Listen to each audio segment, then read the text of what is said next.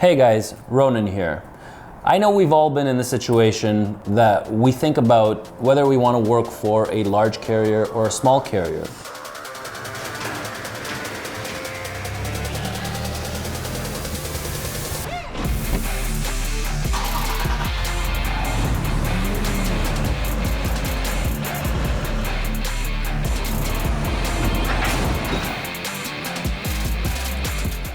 Today's video, we're going to be talking about the pros and cons of working for a larger carrier versus a smaller carrier.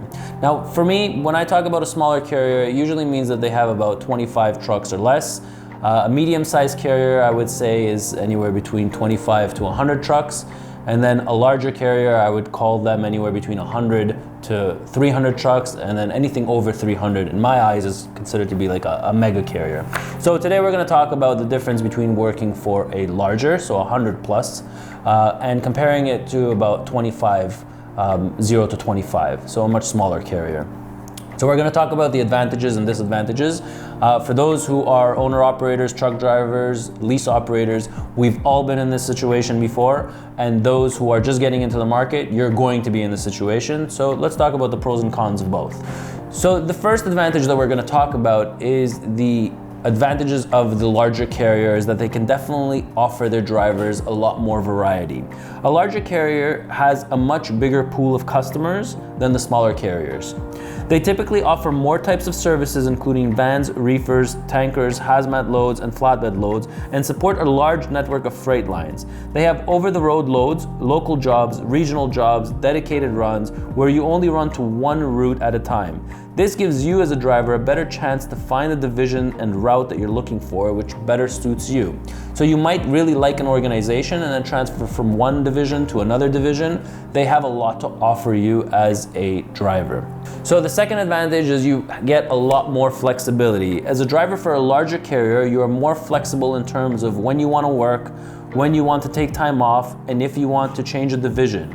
In a smaller carrier, you will not often be able to take time off at your leisure. So if the company only has 10 trucks and you're one of those 10, it's going to be hard for you to take time off because they're relying on you and you're 10% of their business. There's much less opportunity to change divisions, so smaller carriers will not have a second division or a third division that you can transfer to or grow into.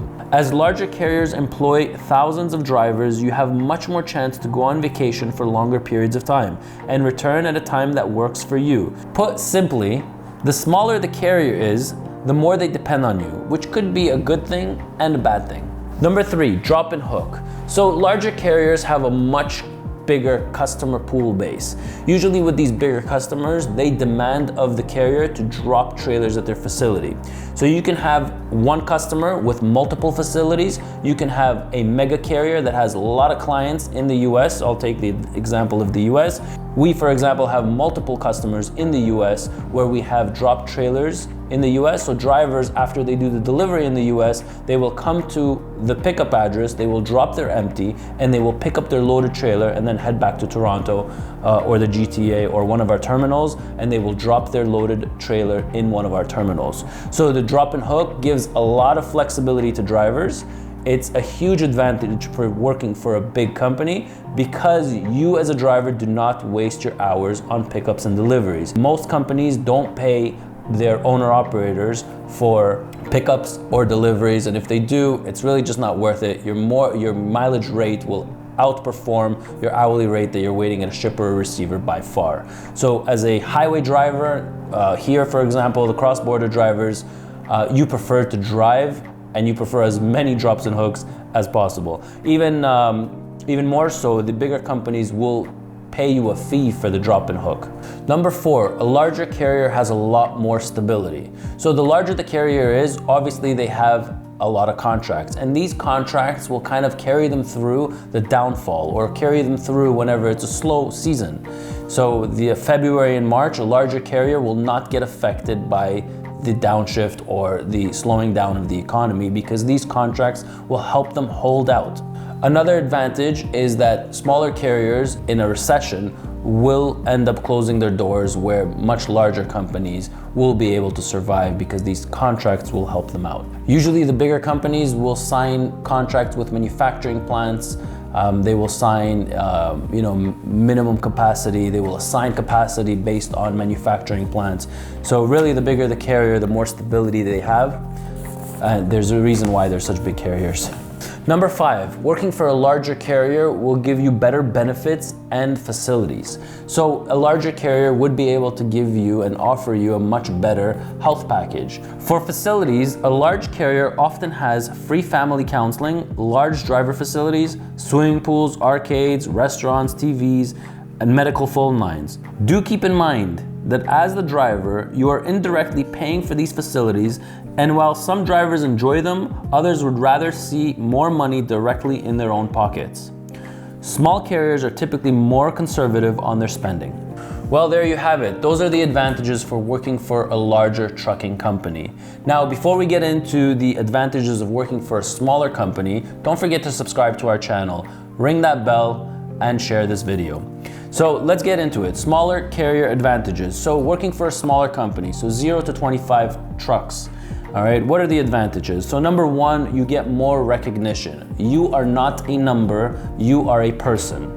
Okay, so you most likely know the dispatch team, you most likely know the owner, you probably sat down with the owner and talked to him, and you probably know most of the people working within the company. So the dispatcher and owners are more likely to reward you for a good performance and work ethos, and will be more willing to help you out when you need a special request. If you work for a large carrier, oftentimes the most you can hope for is an automated thank you and a free company jacket. And also, most of your correspondence will be through HR. So you'll have a place where you send an email to and where you get back emails, whether it's vacation requests, anything that you need throughout the year, you'll be sending an email to HR and get back an email from HR from a much larger company. When you're in a smaller company, you'll actually be talking to the person.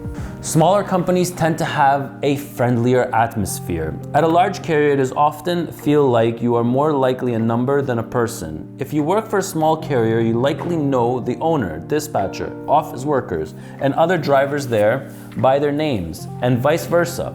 The atmosphere is much more like a family, and the people are much more likely to want to befriend you.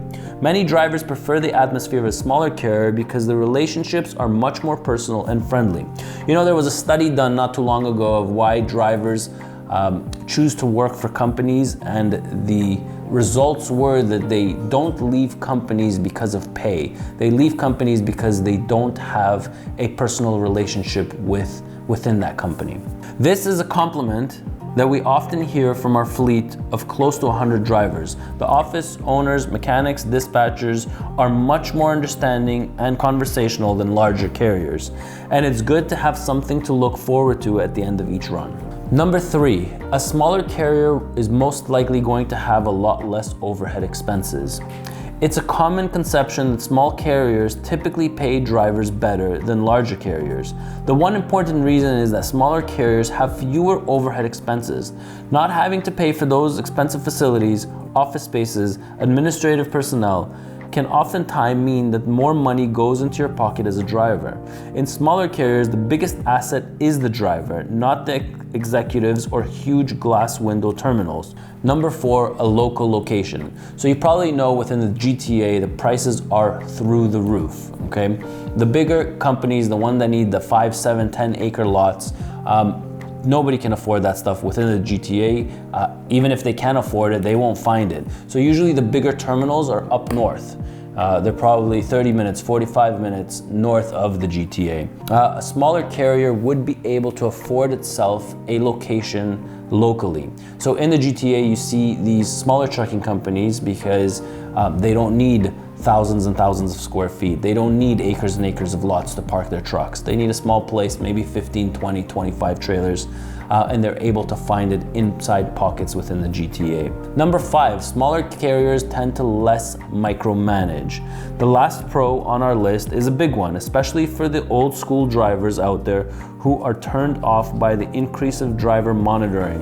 If you work for a smaller carrier, you likely will see less of the micromanaging from the company, dispatchers, rear-facing dash cams, and the like. If these things tend to turn you off from a job, a smaller carrier might be a right choice for you.